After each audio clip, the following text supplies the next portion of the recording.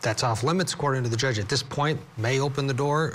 Could this witness? Let's bring in Michael Jaafar. Early in the cross, your thoughts, what stands out to you so far?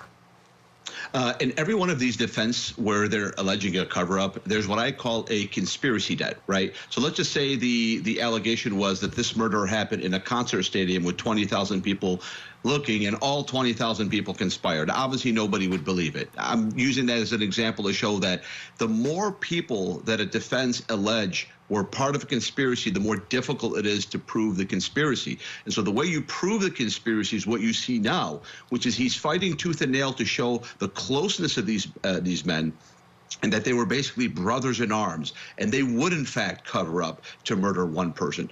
You know, if there were only two people in the house, it would be very easy to prove a conspiracy as compared to if, let's just say, there were 20 people in the house.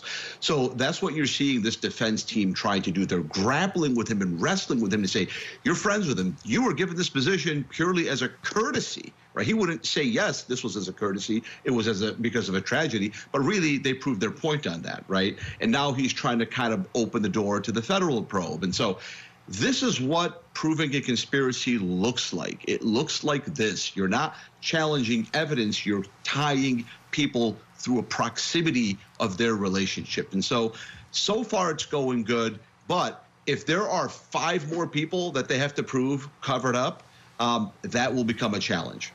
Well, yeah, there have been 5 before this. This is the tail end of the list, but you're right. It's pushing the outer limits of it being believable. However, boy, there's some eyebrows that are raised throughout and from beginning to end in this case, I'm sure through end.